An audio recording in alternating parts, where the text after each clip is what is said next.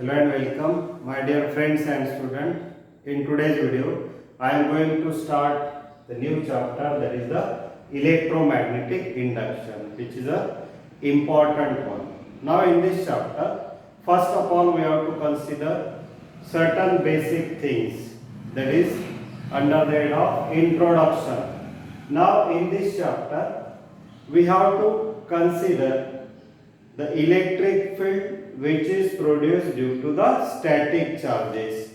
So we already seen in electrostatic, that is the charges which are at rest position called as the static charges, and when certain electric charges that are stored on a particular body, then that charges create its own field around it, where the another test charge experience the force of attraction or repulsion in that field.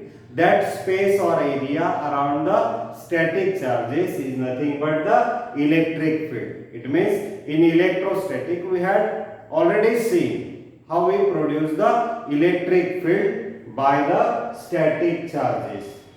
Now here we have to consider if that charges are in motion. Then in current electricity we know that the moving charges produces the electric current.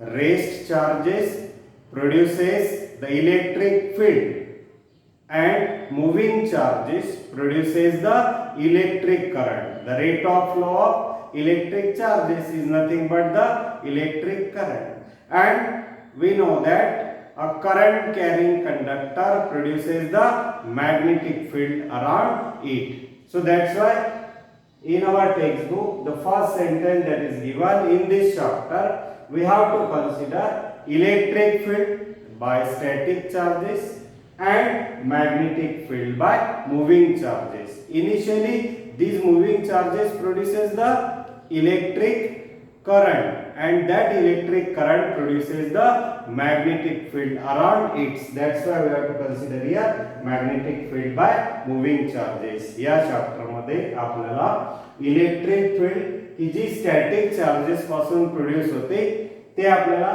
Consider करायचं आहे, आणि दुसरं की magnetic field की जी moving charges पासून आपल्याला consider करायची आहे.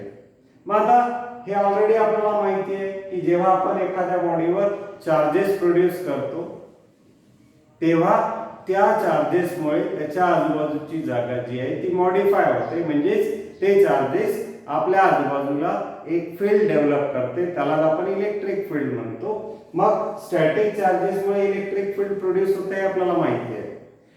हे चार्जेस जेव्हा मोशन मध्ये असतात, moving charges produces the electric current. Moving charges जे असतात ते इलेक्ट्रिक करंट प्रोड्यूस करतात. मग आता हेच इलेक्ट्रिक करंट फ्लो होत असताना आपल्या आजूबाजूला मॅग्नेटिक फील्ड प्रोड्यूस करतात. हे ओरेस्टेडने सिंपल एक्सपेरिमेंट द्वारे आपल्याला प्रूव्ह करून दाखवलं. त्याला आपल्याला आता या चॅप्टर मध्ये थोडंसं बघायचं आहे. मग आता ओरेस्टेड झाला, एम्पियर झाला, आणि काही वेगळे सायंटिस्ट की ज्यांनी आपल्याला सांगितलं की इलेक्ट्रिक फील्ड आणि मॅग्नेटिक फील्ड मध्ये इंटर कन्व्हर्शन असतं. There is a relation between electricity and magnetism. म्हणून मी इथे लिहिलं आहे Oersted, Ampere and few other establish the fact that electricity and magnetism are inter related. Electricity आणि मॅग्नेटिझम ह्या दोन फील्ड ह्या इंटर रिलेटेड आहेत, एकमेकांशी रिलेटेड आहेत. एका इलेक्ट्रिक फील्डचं कन्व्हर्शन आपण मॅग्नेटिक फील्ड मध्ये करू शकतो, मॅग्नेटिक फील्डचं कन्व्हर्शन आपण मग इलेक्ट्रिक फील्ड मध्ये करू शकतो का, इलेक्ट्रिक करंट मध्ये त्याला आपण करू शकतो का, त्याचा आन्सर आपल्याला या चॅप्टर मध्ये बघायचा आहे, स्टडी करायचा आहे. तर आता ऑलरेडी आपल्याला माहिती आहे की अ current carrying conductor produces the magnetic field around it. इथे आपल्याला ओरेस्टेडने एका सिंपल एक्सपेरिमेंटच्या सहाय्याने he took one conducting wire. To that conducting wire, when he connect the same and the tap key near this conducting wire, he placed the magnetic needle. इथे ओरेस्टेडने जो एक simple experiment केलेला आहे की ज्याद्वारे त्याने आपल्याला प्रूव्ह करून सांगितलं की electric field produces the magnetic field और magnetic field that can be produced by electric current. मग आता इथे एक मेटल वायर घेतला त्याने, AB कंडक्टिंग वायर, त्याच्यासोबत त्याने सेल आणि टॅप कीला कनेक्ट केले. नाव when this tap key is open, then no current flows through the circuit. Now when this tap key is closed, now electric current start flowing from positive terminal to negative terminal. Now as soon as the electric current start flowing from positive terminal to negative terminal, it is observed that this magnetic needle show the deflection. Magnetic needle ने deflection दाखवलं, म्हणजेच आपल्या position मध्ये बदल केला. We know that magnetic material or magnets when freely suspended it come to rest in north south direction. मग सुरुवातीला ती नॉर्थ साऊथ डायरेक्शनला ॲज इट इज होती जेव्हा या वायर मधून इलेक्ट्रिक करंट फ्लो होत नव्हता. जेव्हा इलेक्ट्रिक करंट या वायर मधून फ्लो व्हायला लागला त्यावेळेला इथे या मॅग्नेटिक निडलने डिफ्लेक्शन दाखवलं, आपल्या पोझिशन मध्ये बदल केला थ्रू सम डिग्री. मग हा जो बदल आहे हा कशामुळे? Because of magnetic field produced by the electric current.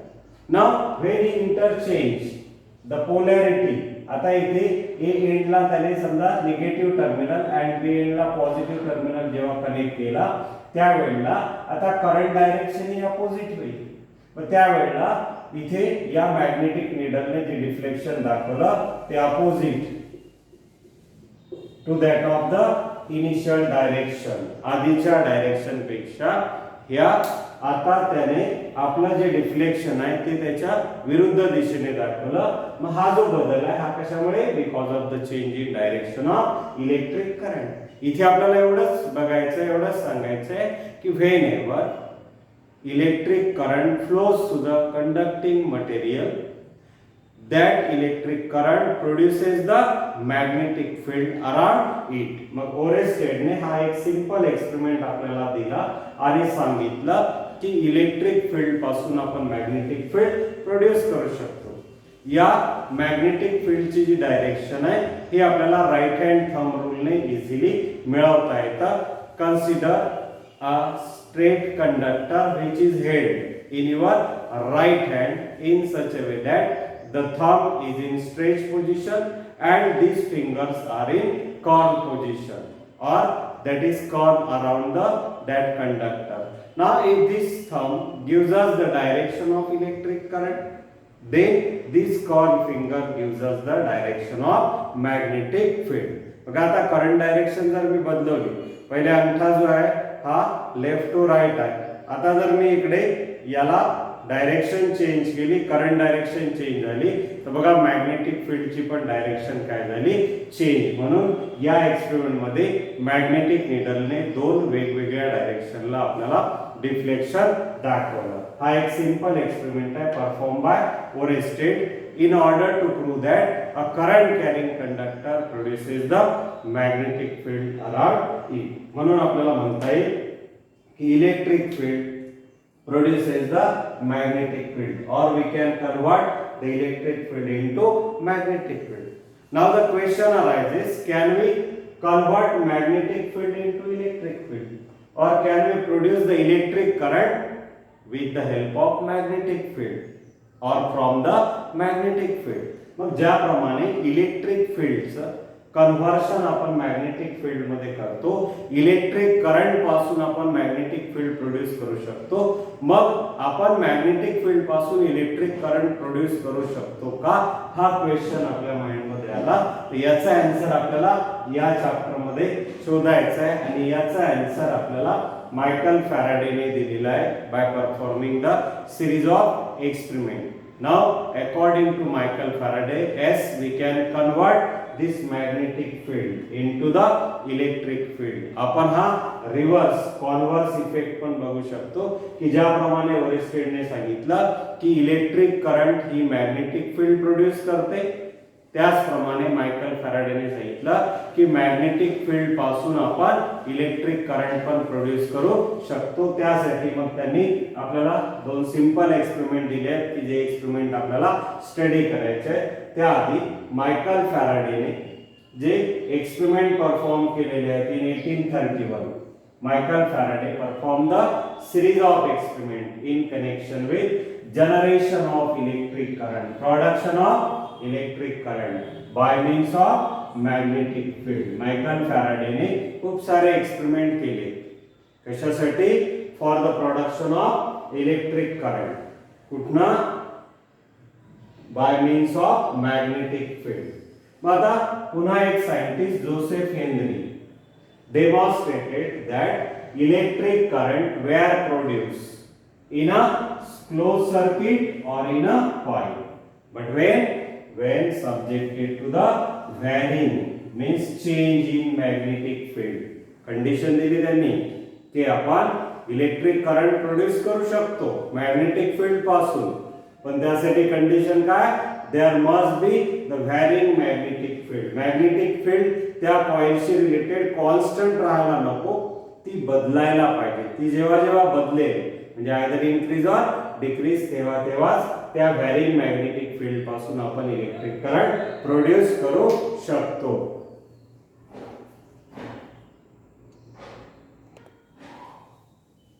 Now here the condition is given that when there is a change in magnetic flux or field linked with that coil, then only that EMF or electric current that will be produced. म्हणून मग इथे दिलेला आहे की EMF and current that can be induced electromotive force and current that can be induced in a various processes, but that processes must involve the change in magnetic flux. खूप साऱ्या processes आहेत की ज्या प्रोसेसेस मध्ये आपण EMF आणि current काय करू शकतो? प्रोड्यूस करू शकतो with the help of magnetic flux, but that magnetic flux must be change.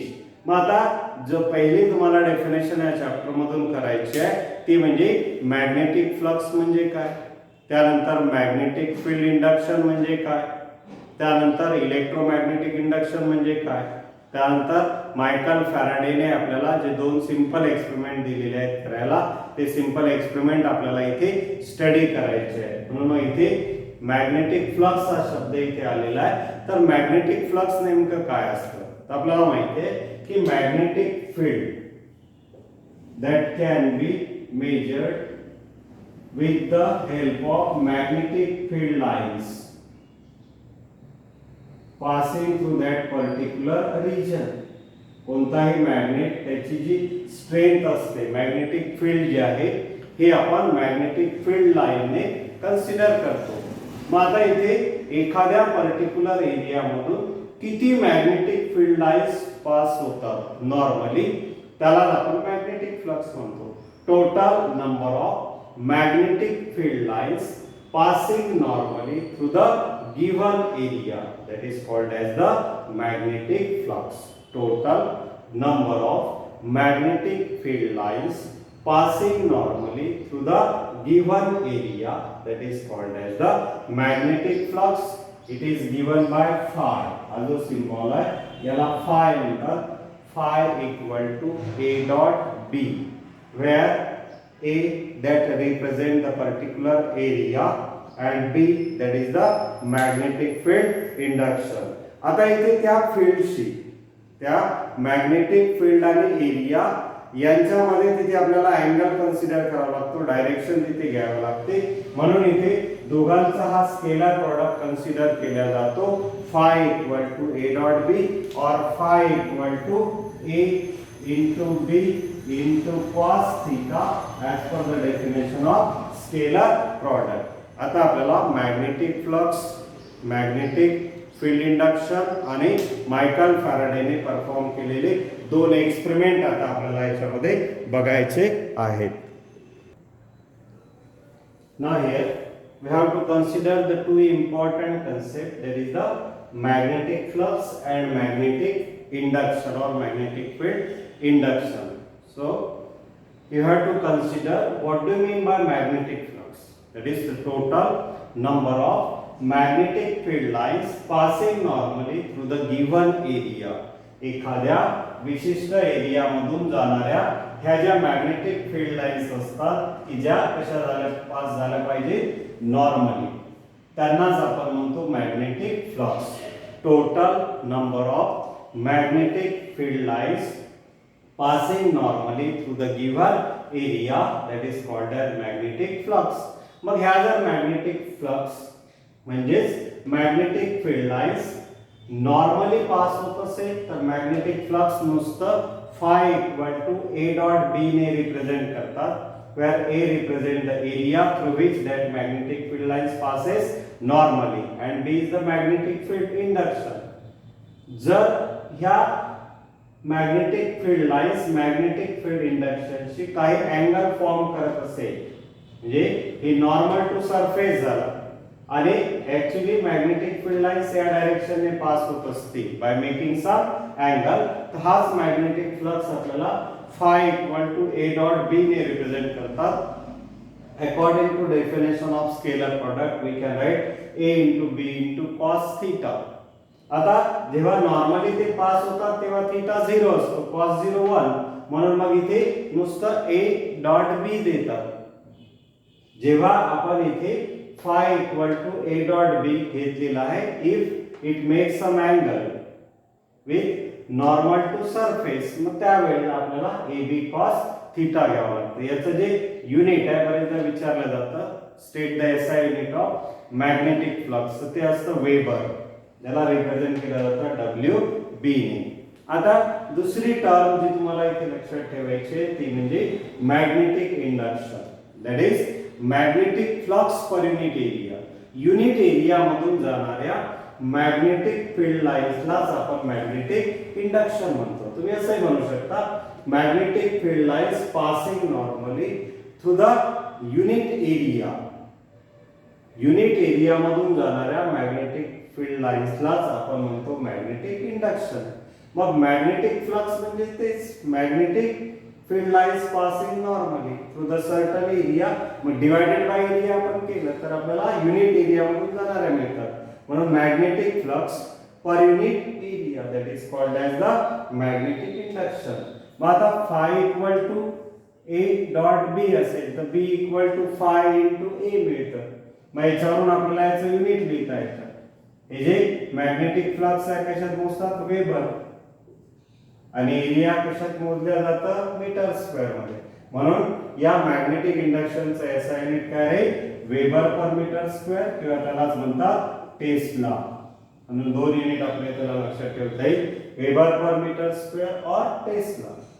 Now after considering these two important terms, that is the what do you mean by magnetic flux and what do you mean by magnetic induction. Now we have to consider the two experiments performed by Faraday in order to prove that whenever there is a change in magnetic flux linked with the coil, EMF is induced in a coil and that induced EMF causes the electric current to pass through that coil. मग त्यासाठी दोन experiment घेतलेले आहेत. एक आहे coil and magnet experiment आणि दुसरा आहे कॉइल अँड कॉइल एक्सपेरिमेंट, की जे आपण नेक्स्ट त्याच्यामध्ये डिटेलमध्ये बघणार आहे. फक्त जस्ट तुम्हाला आयडिया यावी म्हणून मी फक्त इथे दोन डायग्राम ड्रॉ केलेले आहेत. की पहिल्या एक्सपेरिमेंट मध्ये त्याने एक बार मॅग्नेट घेतला आणि एक कॉइल, की ज्या कॉइलला इथे कनेक्ट केलेला आहे गॅल्व्हानोमीटर सोबत. आता जेव्हा या बार मॅग्नेटला त्याने रेस्ट पोझिशनला ठेवलं तेव्हा त्याचं ऑब्झर्वेशन काय, जेव्हा त्याने या बार मॅग्नेटला टुवर्ड द कॉइल मूव्ह केलं तेव्हा त्याचं ऑब्झर्वेशन काय, and when this bar magnet move away from the coil तेव्हाचं ऑब्झर्वेशन काय, हे डिटेल मध्ये आपल्याला बघायचंच आहे. त्यावेळेला आपल्याला या कॉइल मध्ये केव्हा EMF इंड्यूस झालं आणि त्यामुळे या कॉइल मधून केव्हा इलेक्ट्रिक करंट फ्लो झाला हे आपल्याला या पहिल्या एक्सपेरिमेंट मध्ये बघायचं आहे, कॉइल अँड मॅग्नेट एक्सपेरिमेंट मध्ये. आणि दुसरा जो एक्सपेरिमेंट आहे तो आहे coil and coil. Here you have to consider both the coil. One coil is connected to the cell and the tab key, and another coil is connected with the galvanometer. Both coils that are placed near each other. त्यापैकी एका कॉइलला म्हणतात primary coil आणि दुसऱ्या कॉइलला म्हटलेला त्यांनी secondary coil. तर हे जे एक्सपेरिमेंट आहे, हे एक्सपेरिमेंट आपण आपल्या नेक्स्ट पिरियड मध्ये आपण त्याला बघूया. नेक्स्ट व्हिडिओ मध्ये आपण याला डिस्कस करूया.